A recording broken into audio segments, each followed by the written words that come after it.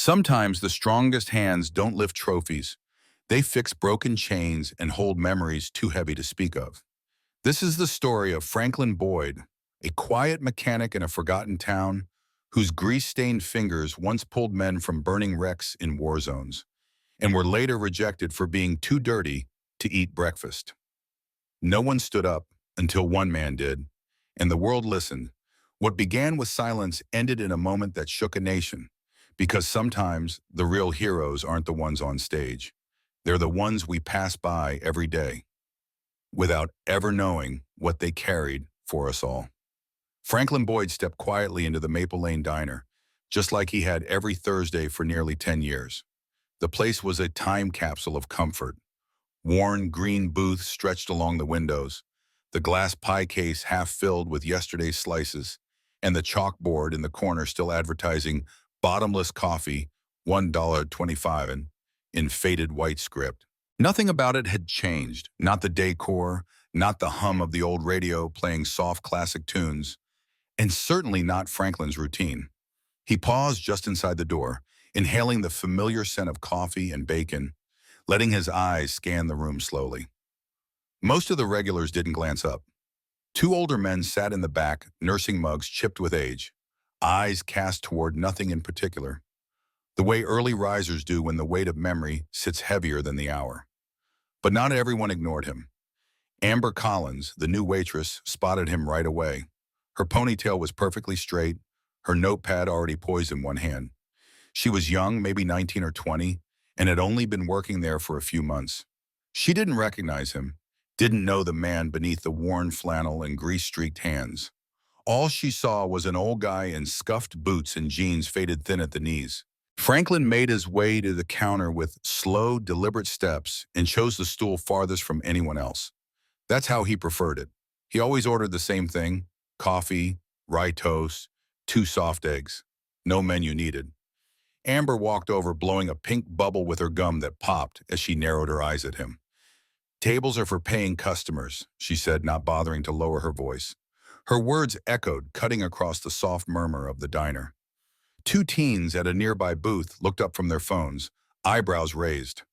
Franklin cleared his throat gently.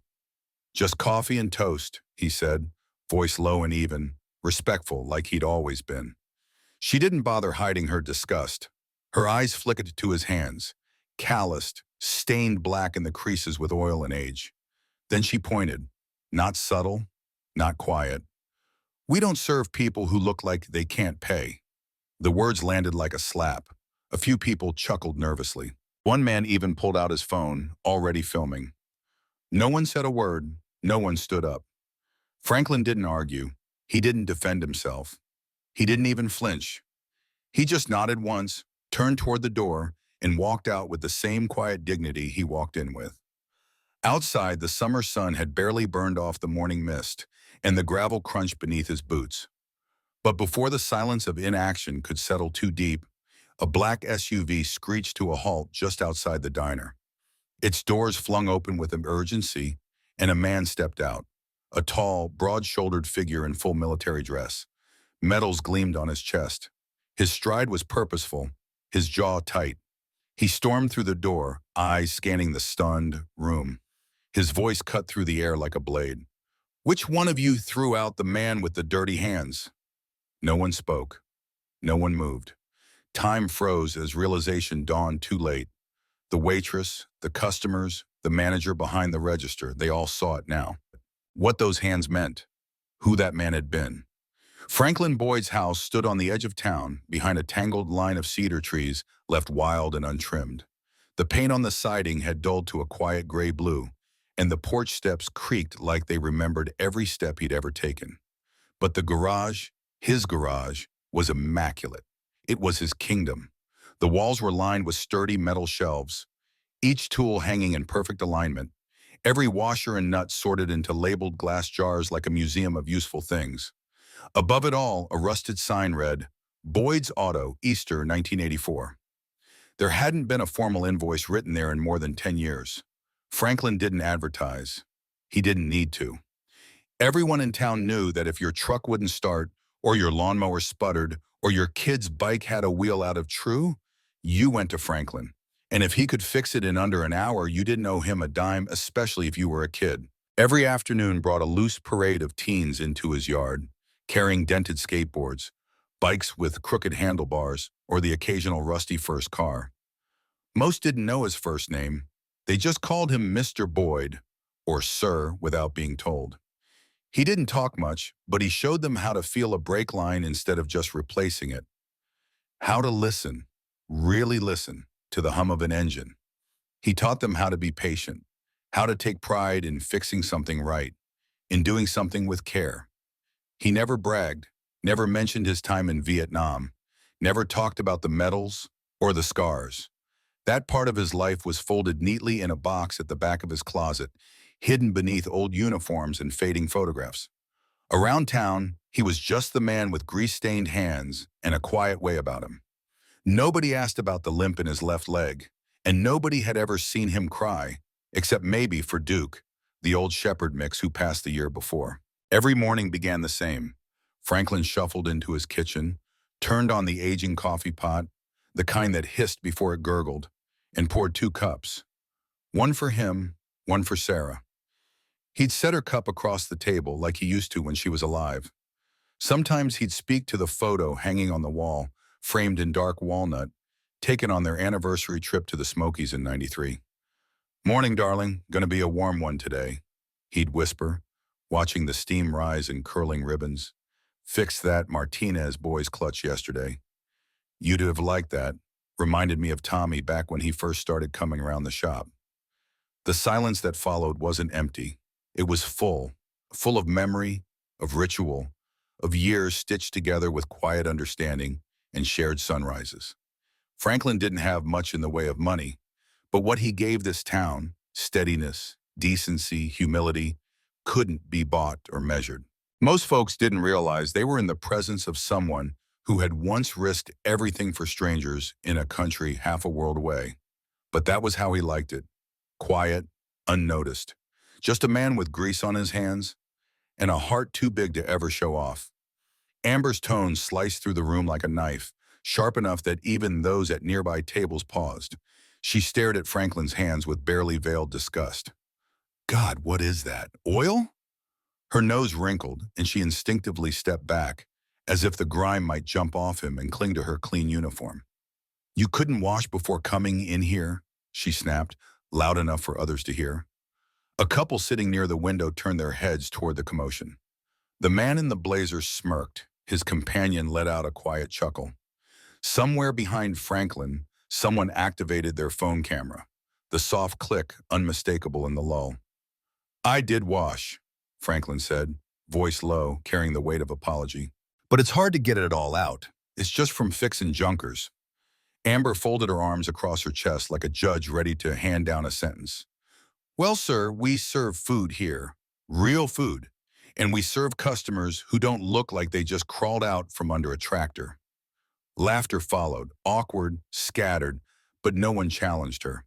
Franklin dropped his eyes to his hands. Even after all these years, after thousands of scrubs, the creases remained dark, permanently stained by decades of engine grease. No amount of soap could cleanse what honest work had etched into his skin. He said nothing. Across the diner in the far corner, a woman sat alone, slowly stirring her tea. Her name was Jenny Holloway. Years ago in the dead of winter, Franklin had pulled her car off the shoulder during a snowstorm. The radiator had blown. He fixed it in the cold, refused her money, handed back her keys, and simply told her, "Drive safe." She remembered. She hadn't forgotten any of it. But now she said nothing. She watched as Amber curled her lip in disgust, shaking her head. Watched as Franklin gently nodded, reached for his old cap, and slid off the bar stool like a man shouldering 20 extra years. Amber wasn't finished. "We don't serve people who look like they can't pay," she added sharply, her voice now pointedly louder, firm and certain. "So maybe take those greasy hands and find somewhere else." A snort of amusement came from another table. A teenager near the door held up his phone a little higher, angling it to capture the final humiliation. Franklin turned, slowly, cap in hand. He limped toward the exit, the kind of limp that came not from a recent injury but from something old and deep. The soles of his boots whispered across the tiled floor. No one held the door. No one spoke. Only Jenny blinked hard, her throat tightening as guilt clawed at her chest. But still, she remained silent. Franklin stepped outside into the afternoon sun. Humiliated. Quiet. Behind him, the door swung shut with a cruel little chime, and the laughter resumed like static on a broken radio. But Franklin Boyd didn't just carry the scent of motor oil. He carried the smell of diesel and scorched sand. Memories buried deep beneath time, but never forgotten. The desert still clung to him. Decades earlier, February 1991, he'd been somewhere entirely different. Operation Desert Storm. The Kuwaiti border had just been crossed. U.S. forces were pushing hard into Iraqi territory. Franklin, then 38, wasn't what most would call a soldier. Not in the traditional sense. He wasn't a man with stars on his shoulders or a rifle in his grip. He was the guy who made sure everything kept working once the chaos began. He led a recovery unit, 4 Humvees and a flatbed truck, rigged with chains, winches, spare transmissions, and raw determination. When tanks broke down, when convoys stalled under fire, Franklin was the one they called to retrieve them. No matter the time, no matter the terrain, day or night, sandstorm or sniper, the order was always the same: get it out or burn it. Franklin always got it out. That night started like many others. Just after midnight, a radio crackled with urgency. 2 APCs disabled west of Basra. Franklin didn't wait. He threw on his flak jacket, checked his sidearm, and, like always, tucked a 9-inch wrench into his chest pocket. It wasn't regulation, but it had been with him since his earliest days wrenching in Missouri. Fit his hand just right. Still does. They rolled out into open desert. No lights, no GPS, just stars and compass. 10 miles out, the first explosion struck. The lead Humvee went airborne, flipped like a toy in a sandbox. Shouts, sparks, fire. A second later, gunfire erupted. Tracer rounds zipped across the darkness like angry red fireflies. "Ambush!" someone yelled. But Franklin already knew. He was out of the truck before the driver even stopped, crawling toward the flaming wreckage. One man was pinned beneath it, leg crushed under the axle.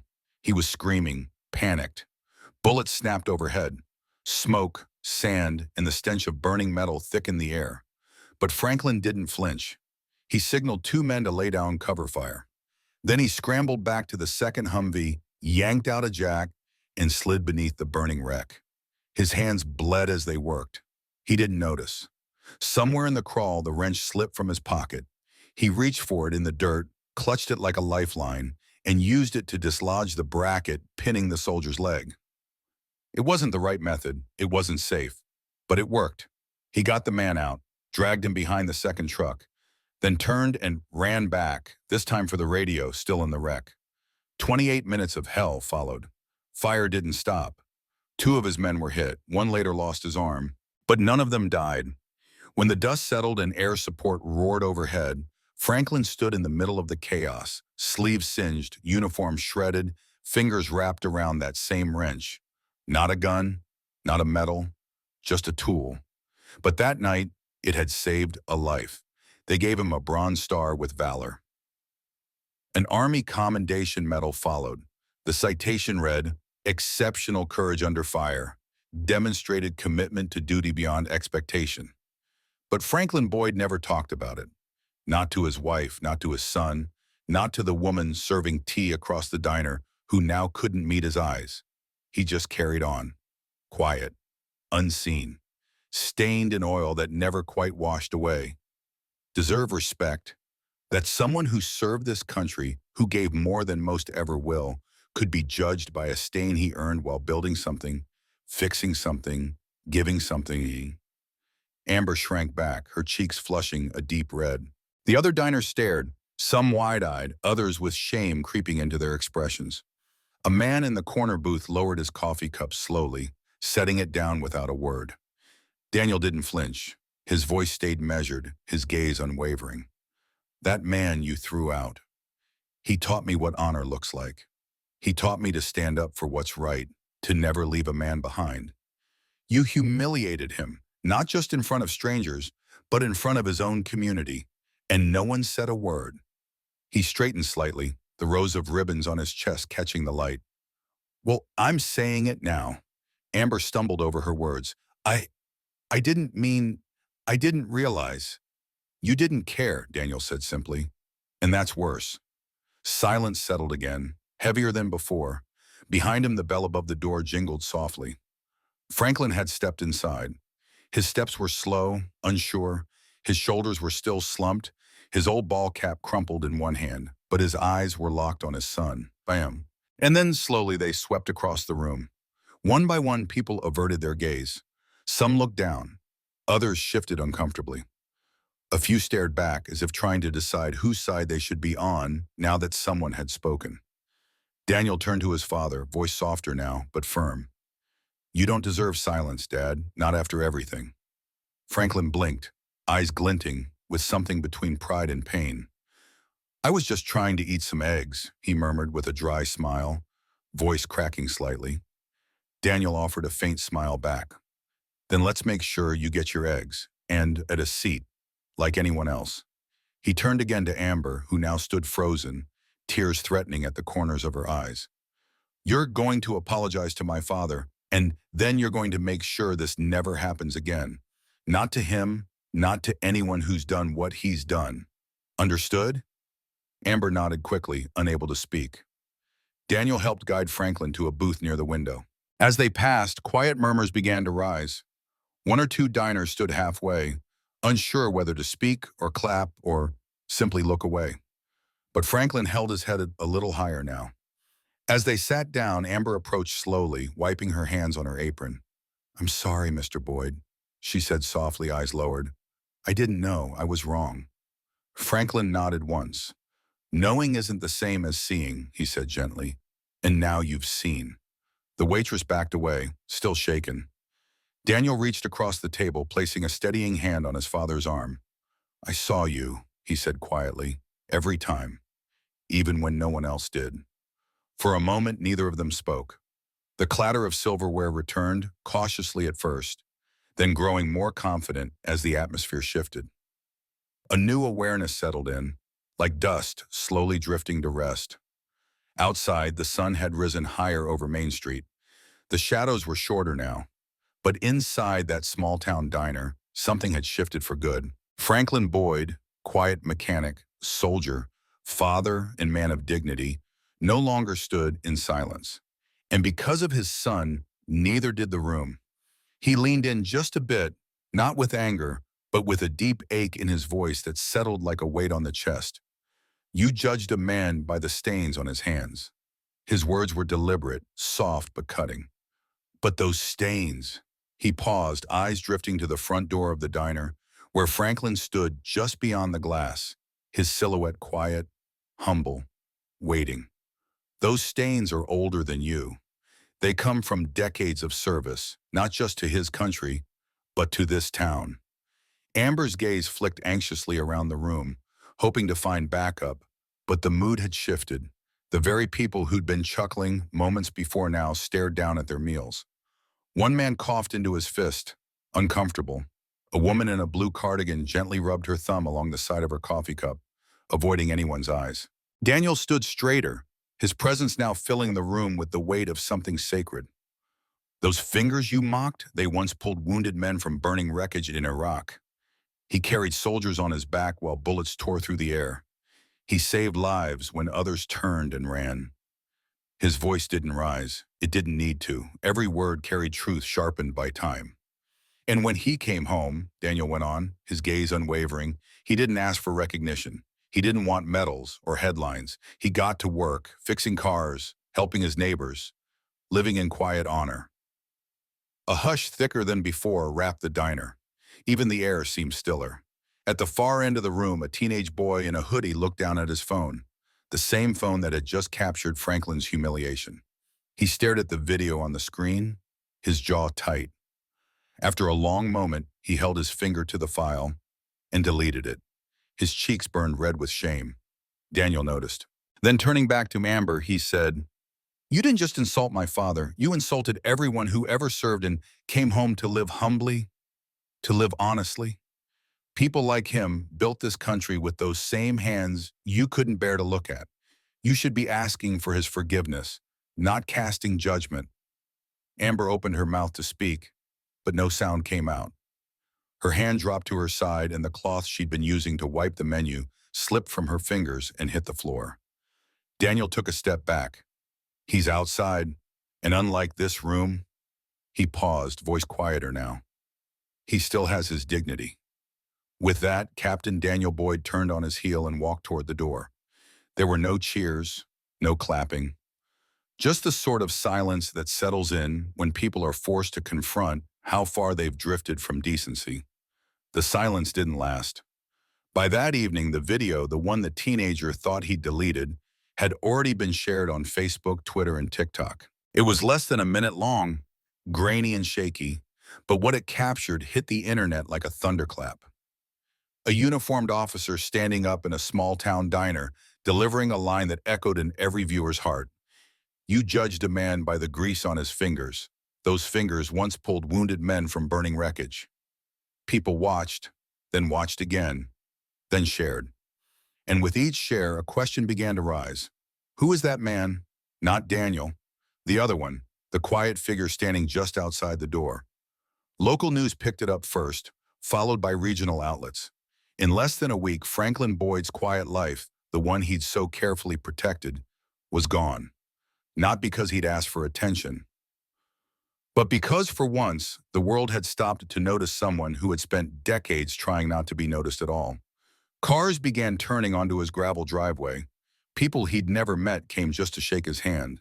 Veterans, many limping, some shaking from old wounds, left letters in his mailbox.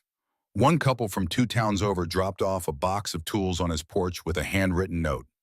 You reminded us of our father. Thank you for still standing. The kids who used to come to Franklin's garage with bikes and flat tires started bringing their parents instead. One teenage girl made a handmade sign and taped it to his fence. Real heroes don't wear capes. They carry wrenches. The internet kept going. A hashtag emerged. Hashtag recharge your hands of honor. Within days, it was trending across the nation. Photos flooded in, men and women with calloused, grease-stained hands. Many saluted the camera. Others held signs that read, I serve too. There were posts of fathers in uniform, followed by photos decades later. Those same men now working as janitors, carpenters, mechanics. Their hands were the same, their dignity just as intact. Franklin saw it all happen from the same creaky porch swing where he once sat beside his late wife, Sarah. He didn't own a smartphone, but his neighbor, Miss Harper, printed screenshots for him and brought over her iPad so he could scroll through the outpouring. When Franklin saw a clip of a young Marine in Florida reciting his son's words word for word, he just shook his head, a half smile tugging at his lips. All that over these old hands, he whispered. The town didn't ignore it either. The Maple Lane Diner, once a forgotten stop for passing truckers and local regulars, suddenly found itself in the middle of a firestorm. Hundreds of phone calls and review site comments poured in overnight. Some furious, others encouraging, but nearly all asking the same thing. Is that waitress still working there? She wasn't. Amber Collins was fired before noon the next day. The diner's owner, Joe Marks, a wiry man known more for grumbling than grand gestures, issued a formal public apology that quickly went viral. But he didn't stop there. 2 weeks later, Joe stood behind a makeshift podium outside his freshly repainted diner and told a small crowd something no one expected. This place, he said quietly, was never about one person. Starting today, everything changed. It's about community. It's about respect. Those were the words that opened a new chapter for a small-town diner, spoken with quiet conviction by the owner as the tarp dropped, revealing a new sign above the door. Boyd's Table. It wasn't just a name. It was a promise, a tribute. Inside, a framed photograph of Franklin Boyd in uniform now hung above the counter, a younger man in the prime of duty, eyes sharp with purpose. Just below it, a bronze plaque read, "In honor of the hands that built, protected, and never asked for thanks." From that moment, a new tradition took root, one grounded not in profit but in gratitude. Every Monday, meals would be served free of charge to veterans and working-class laborers. No questions asked, no forms to fill, just food, dignity, and a place to belong. Franklin never asked for any of it. He remained the same man he had always been, opening his garage every morning, pouring 2 cups of black coffee like he always had, keeping that wrench close at hand. He didn't say much, never had, but now when someone waved at him on the street, he no longer looked away. For the first time in years, he waved back. There's something deeply flawed in how America often views work. We stand for the anthem on Veterans Day. We post quotes about sacrifice and freedom on social media. But come Monday, a man with grease on his hands walks into a restaurant and half the room stares at him like he doesn't belong there. In our rush to stay spotless and polished, we've made the mistake of treating labor like it's lesser, like it stains more than it serves. But that couldn't be further from the truth. Real heroism doesn't always arrive in parades. Sometimes it limps in with an old boot and oil-stained fingers. Sometimes it walks through a door holding the same wrench that once repaired helicopters in combat and years later fixed a neighbor's brakes for free. And sometimes it speaks no words at all because it never needed applause to validate its worth. Franklin Boyd wasn't trying to be a symbol. He just wanted his breakfast. But to a young waitress, those weathered hands weren't clean enough for a plate of toast. What she didn't realize was that those same hands had held a life together. His brothers in arms, and more than a few strangers who'd never know his name. How many times have we missed stories like Franklin's? How many heroes walked right past us while we were too busy judging their clothes, the dirt beneath their nails, the stoop in their back? We live in a world obsessed with youth, where wrinkles are erased with filters and strength is measured in online followers.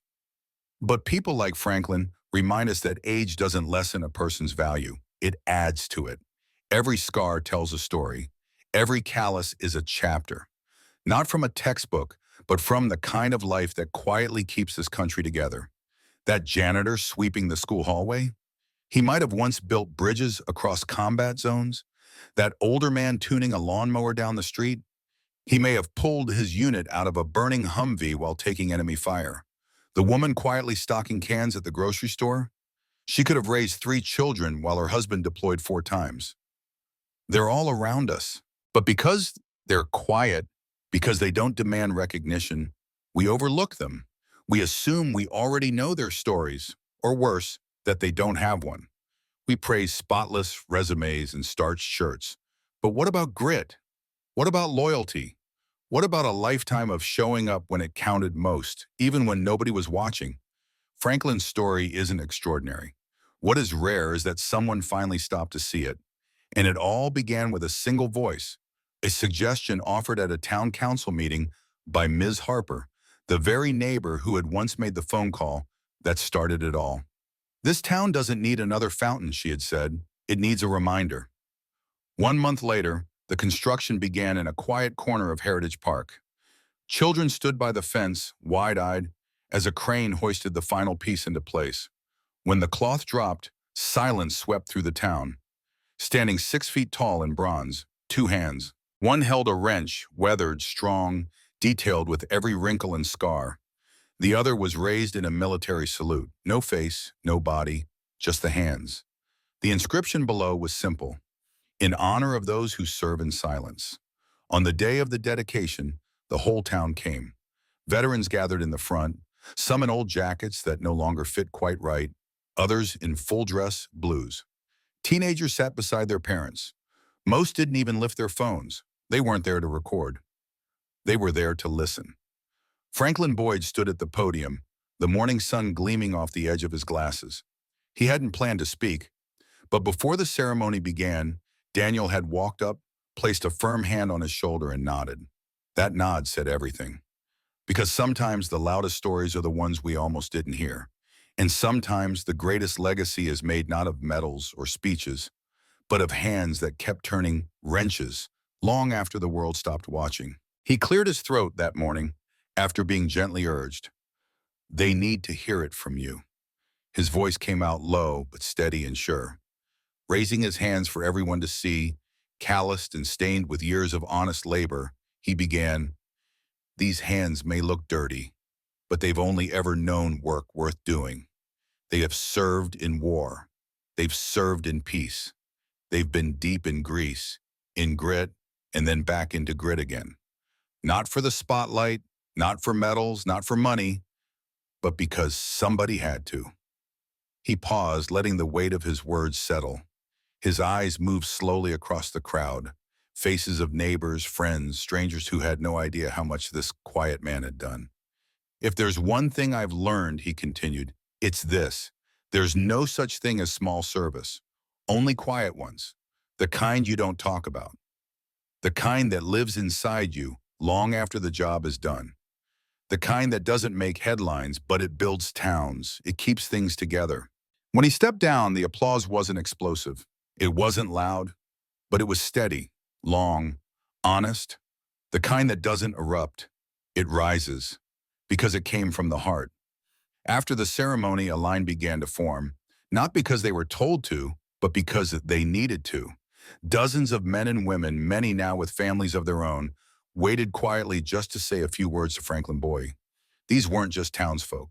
They were once the kids he helped, kids whose flat bike tires he patched up without asking for thanks, whose scraped knees he bandaged, oil changes he taught, kids who learned life lessons between socket wrenches and moments of silence in his garage. Near the end of the line stood a man in hearing, a little girl clinging shyly to his side. When it was finally his turn, he didn't say much, just, "You were the first person who ever believed I could fix something." Franklin didn't answer with words. He just smiled, nodded once, and placed a firm, steady hand on the man's shoulder. That was enough. Legacy isn't something written down in a will. It's not passed along in bank accounts or property. Legacy is what you leave behind in people. It's what lives on in the way someone walks, talks, works, and believes because of something you showed them. So next time you see a pair of worn-out hands, hands scarred from years of labor, hands that soap can't quite clean all the way, look again. Really look. You might be staring into the hands of a hero, because not every veteran wears a uniform. Not every act of service comes with a medal or a ceremony. Some acts of courage are carved into silence. Some sacrifices are etched into the body, into a limp, a missing finger, or a kind of exhaustion that never fully goes away. Franklin Boyd's story doesn't end with him. It's a chapter in a much bigger story, one written by thousands like him. People who gave everything they had, and when they returned, just kept giving, quietly, without asking for anything in return. In a world obsessed with status, noise, and appearances, we so often miss what really matters. The man underneath your car, fixing your brakes, the woman scanning groceries with a quiet limp and a soft smile, the neighbor who keeps to himself but somehow always clears your sidewalk before the snow settles too thick. These people, they're not invisible. They are buried the backbone of this country.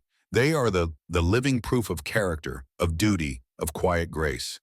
We built this channel for stories like Franklin's, because someone needs to tell them, because buried beneath trending videos, viral noise, and short attention spans, there are people still holding this nation together with tired hands and quiet dignity. And now we want to hear from you. Do you know someone like Franklin? Someone who lived a life of selfless service, gave without taking, helped without needing praise? Share their story in the comments. Say their name. Tell us who they are. Let someone else see what you've seen. Your words might wake someone up, might make them look at their world a little closer, might make them realize the quiet heroes they've been walking past for years. And if this story meant something to you, if it made you pause or made you think differently, please like this video. Subscribe to our channel. Share it with someone who still believes in the power of quiet heroism. Because these stories matter. Because honor doesn't always shout. Sometimes it simply shows up in a pair of worn, steady hands.